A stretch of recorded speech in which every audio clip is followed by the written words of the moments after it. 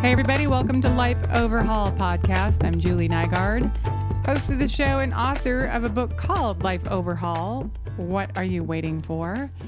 And what I normally do on this podcast is interview people that have gone through significant life overhaul so we can kind of get their tips and tricks as to what they have done or are in the process of doing, so that if you're going through a life overhaul or thinking about completely changing your life, you can get some of their secrets. But I decided in this current series to read all the chapters of my book. So if you don't want to buy it, you can just follow along. The key is to have a notebook so that you can do the exercises, because in order to change your life, you have to do something different. I hope you'd agree. You can't just keep doing the same thing and hope for some kind of different results. So get a notebook so you can do all the exercises. And ideally, you'd be listening in order, like the intro, chapters 1, 2, 3. This is chapter 4, how to blitz your mind for what you want. And I have to say, this is the most favorite chapter in the book for me personally, because I'm doing this, or, I started to do this while I was writing, and I really fought it at the beginning, because basically you're just taking every minute of your life and keeping your mind occupied so it doesn't go south, which it does. I think we can all agree on that, but I'm not going to tell you too much of it. I'm just going to start reading chapter 4 right now. Get your notebook and let's read how to blitz your mind for what you want. This process is called mind-blitzing because that's exactly how it feels when you do it. It involves monopolizing your mind's every waking moment from the time you get up until you go to bed. You take all of the time that you'd normally be getting ready for work or school or milling around, listening to music or anything else where unguarded thoughts might creep in, and you instead keep your mind busy by listening to targeted information that moves you toward your new life. You can try podcasts, YouTube, Netflix, learning a foreign language, or anything else that moves you toward your goals in some way. Once you start the process, you'll see that you actually have quite a bit of time to listen to focused content. This is a great strategy if you have a mind that tends to wander constantly, although it's not going to work for everyone because it can be overwhelming. But if your mind is like mine, constantly on its own nonstop program, you have to keep it in line anyway, or it deluges you with garbage. You've probably heard the phrase garbage in, garbage out. This technique will train you in how to stop letting garbage in.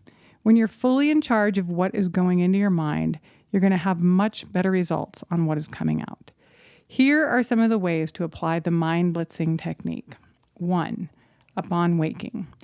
Instead of grabbing your phone and reacting to the day, do a planned action instead that helps you own the day. Try mind training techniques mentioned in the previous chapter, or put on a 15-minute hypnosis podcast for building self-confidence, attracting luck, or bringing abundance into your life. Try my Hijack Your Mind podcast on Spotify, which includes 10 to 11-minute auto-suggestions on many different subjects. 2. Working out. Instead of listening to music while you exercise, listen to a podcast that interests you, learn something from a mentor or someone you admire, or learn a foreign language. 3. Preparing breakfast. Instead of listening to or watching the news, which generally consists of depressing events or annoying politics, find a good motivational speaker on YouTube or listen to an inspirational message. 4. Driving to and from work. Instead of getting annoyed by traffic or yelling at other drivers, listen to a recorded book. Spy novel mysteries are great. Learn a language using an app, or listen to a podcast on a topic that interests you. Audiobooks can be checked out at your local library for free, and there are numerous apps as well. I listened to audio spy novels for many years when I lived 30 miles from my work, and I often didn't want to get out of the car when I got home because the suspense was so great. 5. Lunch hour. Take a walk and listen to information relevant to your goals, like something that might spark your creativity or improve your life in some way. You can also listen to podcasts on leadership, mysteries, how to build things, travel, interviews with entrepreneurs. There are so many options. 6. Doing household chores or errands. As mentioned before, put on an interesting podcast and work away. Mind blitzing is literally taking full control of how your mind is engaged. You don't let it wander at all, not even for a minute. If you decide to use this technique, it's important to listen to the best of the best videos or podcasts. Find out who's at the pinnacle of what you want to do or close to it and listen to their information. If you're working on creating wealth, watching or listening to interviews with Warren Buffett or Bill Gates would be a great place to start.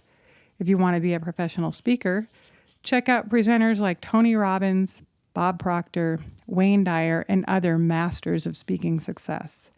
If you're learning about the power of the subconscious mind, try listening to Jake Ducey, a popular YouTube host with information on how to use your subconscious mind to create the life you want. The speakers mentioned earlier are also experts on the subconscious mind. Mind-blitzing is great for anyone who tends to be obsessive or intense. You know who you are. Your mind gets on a path and it absolutely won't let go. And unfortunately, it's usually negative. Mind-blitzing works for intensive types because it keeps your overly busy mind engaged without you having to guide its every thought. You watch or listen to videos and podcasts any place where you're not actively doing something else that keep your mind focused. Mind-blitzing doesn't give you time to think about negative concepts like frustrations, sad thoughts, people who make you mad, situations that are out of your control, or anything else that makes your mind go south. You might not like mind-blitzing when you first try it because the unattended mind absolutely doesn't want to be controlled. It's so used to ruminating on negativity and things from the past that it actually enjoys it. It might wander to things your ex-partner used to do that made you mad, or your kids, work, where you went last weekend, how hard it is to fit your hobbies into your life, and on and on. An undisciplined mind is on its own plan. It's not used to being forced to focus on things that would require it to change. It's like a misbehaving child that needs constant monitoring. You just keep blitzing your mind with new information till it can be trusted to come up with interesting, creative, and unique things on its own. I definitely didn't like mind blitzing in the beginning, but I pushed ahead because I seriously wanted to change. I engaged my mind every waking moment of the day with something it had never thought of until it started to think of things on its own that would move me toward my goals. Every moment that I was doing something where my mind might wander, I listened to a podcast or learned something. I watched all kinds of videos from numerous speakers, watched comedians, listened to many different podcasts, and even took foreign language lessons. The best thing about this technique is the enormous number of things you can accomplish once you start applying your time. As you make progress, pay close attention to the things your mind comes up with on its own that are interesting or out of the ordinary or that help you move toward your goals in some way. Once these new thoughts drift into your awareness, hang on to them and consider how they can be used to initiate positive change or take different action.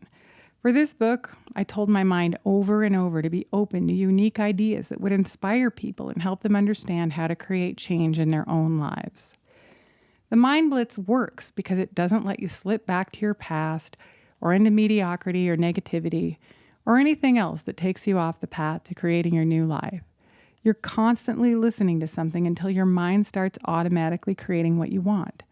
Not only are you focusing on inspiring people who achieved great success in their lives, but you're learning from someone who has already succeeded at doing what you're trying to do. Eventually, your mind becomes used to hearing new content and it finally starts creating original thoughts on its own, even when you're not listening to someone else. The creation process you initiate may expand into other areas of your life as well.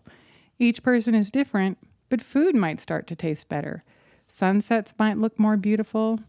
You might find that you have more love for your partner or kids, or you might find yourself more thankful for the things that you have in your life.